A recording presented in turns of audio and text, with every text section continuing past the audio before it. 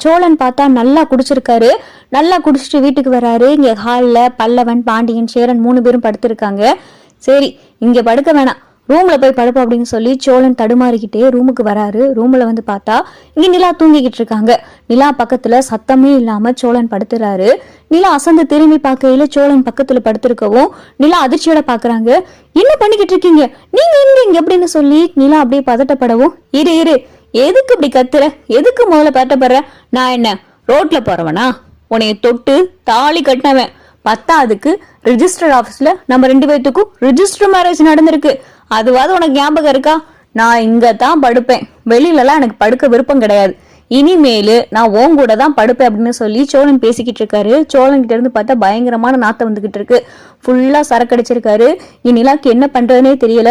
என்ன வெளியே போய் அண்ணனை கூப்பிடுவியா அப்படின்னு சொல்லி சோழன் சொல்லவும் நிலா பாத்துக்கிட்டே இருக்காங்க.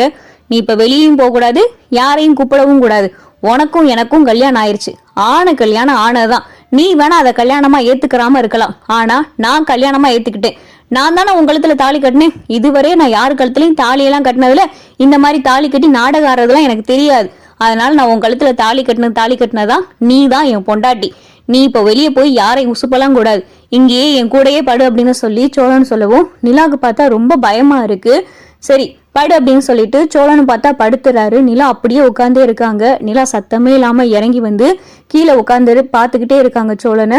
என்ன இவர் இப்படி பண்ணிக்கிட்டு இருக்காரு, குடிச்சிருக்காரு, இப்படி எல்லாம் பேசுறாரு, குடிச்சிருந்தா அதுக்காண்டி இப்படி எல்லாம் பேசுவாரா, இதே இது நம்ம கிட்ட தப்பா நடக்க முயற்சி பண்ணா என்ன பண்றது, வர வர சோழன் நடந்துக்கிறது கொஞ்சம் கூட சரியில்லை அப்படின்னு சொல்லி நிலா தூங்காம நைட்டு ஃபுல்லா அப்படியே உட்காந்தே பாத்துக்கிட்டே இருக்காங்க. விடியவும் செஞ்சிருது. பாக்குறாரு, சேரன் பாக்குறாரு, பக்கத்துல சோழனை காணா. பாண்டியனும் பல்லவனும் தூங்கிட்டு இருக்கவும் ஒருவேளை சோழன் நைட்டு வீட்டுக்கு வரல அப்படின்னு சொல்லி கதவை திறந்து பாக்குறாரு. பார்த்தா சோழனுடைய வண்டியும் இருக்கு. சோழன் வண்டி இருக்கு, சோழனுடைய செருப்பும் இருக்கு. அப்ப வீட்டுக்கு வந்துட்டான் போல, எங்க ஆளை காணா அப்படின்னு சொல்லி சேரன் தேடி தேடி பாக்குறாரு. சோழனை ஆளையே காணா. இங்க நிலா விடிஞ்சதும் வெளியே வராங்க. என்னப்பா இவ்வளவு சீக்கிரமா எந்திரிச்சிட்ட அப்படின்னு சொல்லி சேரன் கேட்கவும், அண்ணா இங்க வாங்க அப்படின்னு சொல்லி நிலா கூப்பிடுறாங்க. சேரனும் வராரு. சோழன் பார்த்தா உள்ள பெட்ல படுத்திருக்காரு. என்னப்பா இவன் எங்க படுத்திருக்கா அப்படின்னு சொல்லி சேரன் கேட்கவும், ஆமாண்ணா நேத்து நைட்டு குடிச்சிட்டு என் ரூமுக்கு வந்துட்டாரு, வந்து என் பக்கத்துல படுத்துட்டாரு, படுத்தது மட்டும் இல்லாம நீ தானே என் பொண்டாட்டி, நான் உன்னை தொட்டு தாலி கட்டியிருக்கேன் அப்படின்னு சொல்லி அவர் பாட்டுக்கு பேச ஆரம்பிச்சுட்டாரு, இதெல்லாம் கொஞ்சம் கூட சரியில்லைனா, நான் நைட்டு முழுக்க தூங்கவே இல்லை, உட்காந்து இருந்தேன் அப்படின்னு சொல்லி நிலா சொல்லவும், என்னப்பா சொல்ற, நீ சோழா இந்துடுறா அப்படின்னு சொல்லி சேரன் சொல்லவும், இங்க பார்த்தா சோழன் நல்லா அசந்து தூங்குறாரு. வேகமா போய் சேரன் தண்ணி எடுத்துட்டு வந்து சோழனுடைய முகத்துல ஊத்துறாரு. நீ யாரா அப்படின்னு சொல்லிட்டு வேகமா சோழன் எந்திரிக்கவும் சுத்தி முத்தி பாக்குறாரு. பார்த்தா நிலாவுடைய ரூம். என்ன நம்ம இங்க இருக்கோம் அப்படின்னு சொல்லி சோழன் பாக்குறாரு.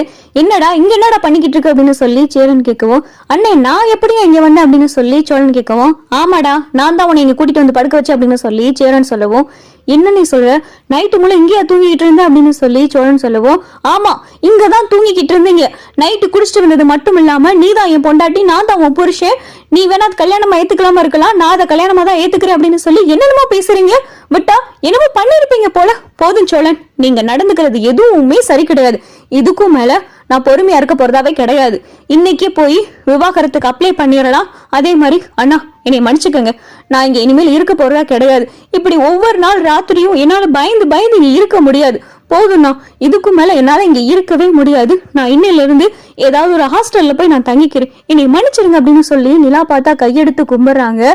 சோழன் பார்த்தா ரொம்ப அதிர்ச்சியோட பாத்துக்கிட்டு இருக்காரு. நீங்க நிலா பேசுற சத்தத்தை கேட்டுட்டு பல்லவனும் பாண்டியனும் வராங்க.